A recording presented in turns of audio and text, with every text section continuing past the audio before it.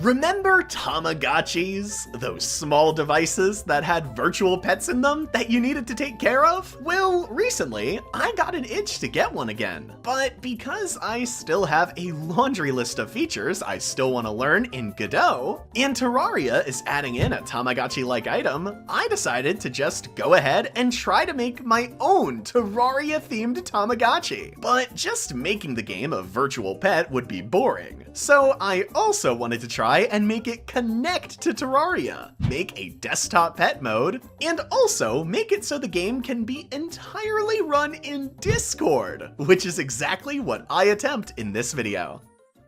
The very first thing I had to do was plan out how I was gonna go about this. I knew I wanted the main part of this project to be a Tamagotchi-like game, where you take care of a Terraria creature. Outside of that, I also knew that I wanted to make a toggleable desktop pet mode that I could give notes to. I also knew that I wanted the game to run on a dedicated device, just like a normal Tamagotchi, as I thought that would be a fun challenge to tackle. My first thought for this device was obviously a Raspberry Pi. But I ended up not going through with this, as I realized that unless I really go out of my way, the Raspberry Pi would always have to be hooked up like a normal computer, which defeats the main purpose of me wanting a portable device. This cut down my options heavily, but I eventually landed on the PS Vita instead, which may seem like an odd pick, but it's an extremely portable console that's pretty powerful given its size. Making games for the PS Vita in 2024 is tricky in its own right, but luckily, someone made a modified version of Godot that can export games to the Vita, and it just so happened to be on the same version that a Raspberry Pi version of Godot was on. So if I did change my mind and go back to the Raspberry Pi, I wouldn't have to change anything in my game for the most part. Now that I had my device and game engine all figured out, it was time to start making the actual game, which meant getting various assets for the game first. Almost everything was coming from Terraria, so I didn't have to make everything entirely from scratch, but I did have to do things like getting in-game screenshots of the ground, alongside making my own versions of sprites, like the egg the game starts you out with, which looks like this when hatching. This also included figuring out what types of Terraria creatures I wanted as pets. And I ended up going with two different lines that you could randomly get after the egg hatches, which are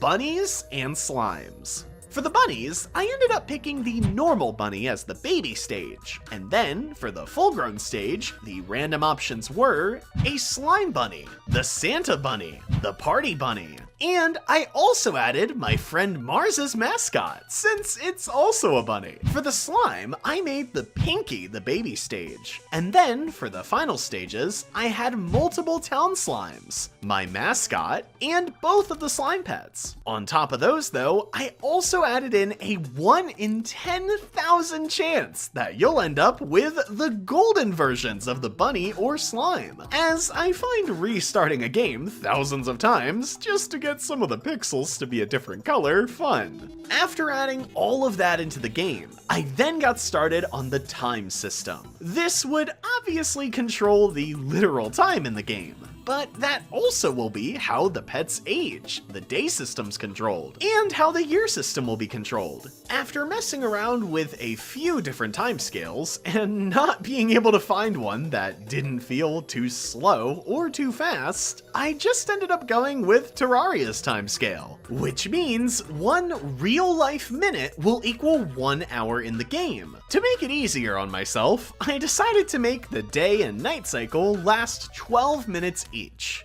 I made the day and night cycle by just using a transparent gray image, so it was pretty easy to do. But this is also when I got the idea to make a white flash whenever your pet was hatching or growing, which was also easy to make. After finishing up all of the starting stuff I had in mind, the game was looking like it was coming together. Slowly. When you started it up, you would begin with an egg that would then hatch into either the bunny or the slime line. The time stuff was in both of the top corners, with the buttons for food, games, and pet stats at the bottom of the screen on top of the ground. The only button that worked at the time was the food button, which, when clicked, would make a golden delight fade in before being eaten and adding 10 points to your food stat. And speaking of the stats, I thought I should add some visual indicators of what your happiness and food numbers were at. I couldn't think of anything from Terraria that would fit well for the happiness one, so I just ended up using this free emoji asset pack from Itch.io. But for the food one, I used the various hunger-related buffs in Terraria, which show his stomach slowly getting smaller. Now that I had this little chunk of the game made, I decided that now would be a good time to make sure I could get a game to run on the PS Vita, which ended up being the case, as it ran perfectly. But I noticed the game was basically being played in window mode instead of full screen, which caused some of the buttons, time labels, and other things to be cut off by the screen. To fix this, I basically made a windowed version in-game using a wooden block border, and then added a Terraria background to the full screen version, so that way the game will look and run smoothly, regardless of if you're playing it on a PS Vita with the window mode, or on PC with both windowed mode and full screen mode. Having to export the game to the Vita over and over again got annoying pretty fast. So, trying to be smart, I decided that after I fixed the window issue, I wasn't gonna export the game onto the Vita until it was fully finished. The next thing I wanted to add was the beach ball button, which I wanted to make a beach ball appear that would bounce off of the pet and ground, while also adding 10 points to your pet's happiness stat. I already knew how to make the beach ball that will spawn in, so I got that done pretty fast. And then wasted a lot of time just messing around with it. Which is when I decided to allow you to spawn in beach balls with no cooldown, unlike the food. Once I got done with that, I moved on to finishing the last two buttons. The cell phone was just a settings tab, so I'm not gonna waste time explaining it. The other button though was the wizard head, which I originally planned to be something that you could press once a day to make a random event happen. I made a sprite sheet that had the wizard phasing into existence. But after putting it into the game, I realized that this feature wasn't gonna be something I'd actually use. So I decided that it wasn't worth the hassle, and just removed the wizard button entirely. Now that the button and stat stuff was fully handled, it was time to make the death feature. When you die in Terraria, depending on how much money you had, a specific tombstone will spawn in the place you died. So I decided to do the same thing for my game, but instead of the tombstone being dependent on money, I made it dependent on your pet's age. So if your pet is 1, then it will get the shoddy wood tombstone. If it's 2, it gets the stone one, and so on, up until age 5. As after that age, you will always get the golden tombstone. Outside of the tombstone part, I also had to add in a way for the game to restart after your pet dies. So I added this question that appears when you die. I also wanted to make sure that your progress doesn't totally reset on each death. So I made it to where the day and year stats carry over for each pet, while the pet's age and stats are cleared. And with that feature being finished, the main game was finally finished. And the only things left to do were add in some way for my game to connect to my Terraria game and the desktop pet mode. But because the desktop mode wasn't gonna work on the PS Vita anyway, and since both of those features were pretty big features code-wise, I decided that I should just do a test export to the PS Vita, just to make sure there weren't any issues so far. After getting this build onto the Vita, everything was working perfectly. Almost. As you probably already noticed that the game's background was replaced by a black void. Now, you may think that I did something silly, like deleting the background by mistake. But if that was the case, it would be gray and not black, as that's the color of Godot's background when there's nothing in front of it. I was pretty stumped as to why this was happening, so I started taking parts out of the game one by one. But even then, the background never came back. I tried talking to other game developers about this issue, alongside using an app on my PS Vita that I'm not allowed to mention here because it may or may not be related to dev kit stuff. It was clear that it was most likely a PS Vita memory issue that was being held back by the outdated PlayStation code in the version of Godot I was using, and there's absolutely no way I can fix that easily. This was already a pretty big blow to my hopes for this project to work on the Vita, so I started double-checking my plans to connect my game to Terraria, which is when I realized that the Godot plugin that was gonna make all of that possible wouldn't work on the PS Vita. Because of those major issues, I decided to just leave the PS Vita build in its current state, and decided to bring out my Steam Deck instead. Using this instead almost entirely defeats the portable part of the PS Vita that made me want to use it in the first place, since it can't fit into something like a pocket easily. But using a Steam Deck would not only still let me have a dedicated device sitting on my desk, but more importantly, it could actually have the two other features that the PS Vita couldn't have, which is exactly what I got working on after this. I decided to start looking into how to connect the games together. My plan for this is definitely not the normal way to go about something like this, but I think it's an interesting idea regardless, which was Discord. See, a few months ago, someone made a Terraria mod that once set up properly will send a message in a Discord server whenever you do something in the world, like spawning a boss. So my thought process was to use the Terraria mod, make my own Discord bot that would read the messages sent in from the Terraria mod, and when my bot notices any new messages, send that information back to the game. Initially, I was dreading this part of the project, as I had no experience coding Discord bots. But luckily, I not only found out that it can be done easily, I also ended up finding out that it's possible to make a Discord bot entirely in Godot, including hosting it in my game as well, which makes the Discord bot only go online when I run the game. To make this work on the Godot side of things, I first had to install the discord.gd plugin, which is what actually allows a Discord bot to be made and run within Godot.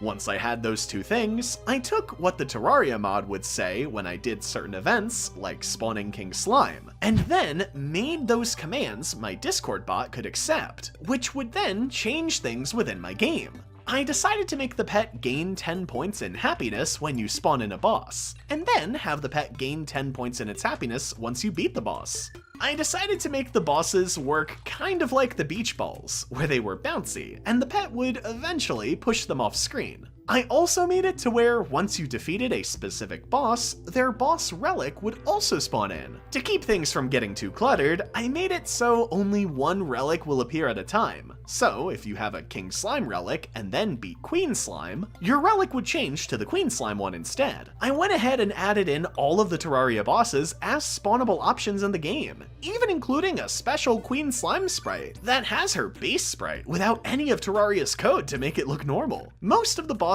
are pretty much just like they are in Terraria, other than the wall of flesh, as I thought it would be funny to make it expand across the entire screen, so it looks like this. Its collision was also messed up when I first made it, but I also thought that was a funny addition, since it didn't hurt the game, so I just left it like that. After setting up everything with the bot, I was looking through some documentation about the plugin I used to make the bot, and found out that it's only a few lines of code to make the bot take a screenshot of the game, and then send it in whatever Discord server it's set up in. So this gave me the idea to make it to where the bot not only connects to Terraria, but is also able to play the entire game through screenshots and commands sent through Discord, basically making a pet for the entire server. I made it so that every single boss could be spawned using commands, and made it to where you could use the food and ball button using commands. Every time one of these commands are used, the bot then makes that command happen in the game, and finally waits 2 seconds before sending a screenshot of the game, with the 2 seconds being there to make sure that the game has time to spawn in whatever you're trying to do before taking the screenshot. Once I ironed out the bugs with the Discord bot, I knew that it would be a great idea to let you guys try out the bot for yourself. So I made a Tamagotchi Discord server and sent the invite to it in my main Discord server, which you should join so you have the chance to be in my future videos. It wasn't long before people started joining and spamming the game full of bosses, food, and beach balls. And I was actually shocked with how well the game and bot were holding up with the spam, because I didn't have any idea that I would also turn this game into a Discord screenshot game. Some things did look a little odd in the screenshot, like the bosses spawning in, as no one could tell that they could bounce or be hit by the pet. The bot never stopped running once the server opened up, and the pets that lived the longest since then were a Squire Slime at 24 days, a Santa Bunny at 79 days, and then, finally, I have whatever the pet is at the time of editing this. Overall, outside of some small issues, the bots seemed to run perfectly, and could even still connect to Terraria while handling the Discord game side of things. So much so that I decided to leave the server running for the foreseeable future. So if you want to mess around with it yourself, then you can go to the description and use the invite link to join the server. While I was super excited with how the Discord bot turned out, I still had one more major feature to make before the game was actually finished, which was the desktop pet mode, so I could use this game as a notebook. This was arguably the second hardest thing I had to figure out in this project, and in fact, I never fully figured it out. Instead, I ended up looking online to see if anyone made a desktop pet for this version of Godot or earlier, and luckily ended up finding an open source one that already had a built-in notes feature, and a video from Rachelf Tech where she made a neat desktop pet in Godot. So, between those two, I was able to learn how to make both the desktop mode and notes features work. After all the coding was done, the desktop mode ended up looking like this, where your pet would just change between walking and idling. And then, once you hovered over it, some buttons would appear, including the notes options, which is where I also stored the pet's stat stuff. So that way I wouldn't have to keep switching between the normal game and desktop mode just to take care of it. The Steam Deck was also able to run the desktop mode perfectly, which came in handy as I could easily copy and paste phrases there, instead of having to go through the Steam Deck's keyboard to type stuff out fully. So I was pretty happy with how this feature turned out. And with that, the game was finally finished. The game itself and the Discord bot within it were able to run on the Steam Deck, PC, and even mobile devices. But I ended up mainly running it on the Steam Deck, as it was pretty fun to watch during a playthrough of Terraria. The desktop pet mode was also pretty fun and useful to use, as I definitely used the notes feature a lot. The Discord bot, though, was most likely the best part of this project. Everyone in the server seemed to really enjoy messing around with it, and I was really surprised to learn that not only could I host the entire bot within my game, but that the bot could also play the game. Overall, this project ended up being almost exactly what I wanted game-wise, and that would have been the end of the video, if I didn't get curious. After starting to edit this video, I decided to try and port the fully finished version over to the PS Vita, just to see what would happen with desktop mode and the Discord bot on there. The desktop mode would just crash the game, which wasn't too shocking. When the Discord bot in the game's files was enabled, the game wouldn't even get past the loading screen. So I disabled the bot's code and then sent it back over to my PS Vita, which is when I got to see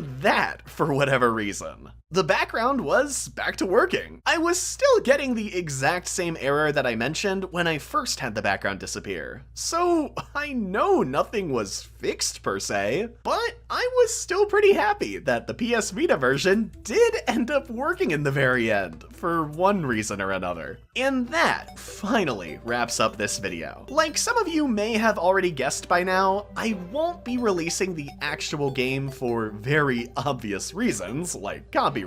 And aside from that, this was mainly for the learning experience, alongside being able to make a neat video out of the learning phase. Beyond that though, I really wanted to show y'all the Godot engine, which is officially supported by the team behind Terraria. If you're looking to start making your own games, then Godot is a great place to start, as there's no runtime fees, regardless of how big your game gets. It's 100% open source, so you can tweak it to your liking. And best of all, it's super lightweight, so it can be run on almost any computer, including the Steam Deck. Thanks for sticking to the end. Be sure to like and subscribe for more Terraria videos like this in the future. And as always, make sure to have a wonderful day.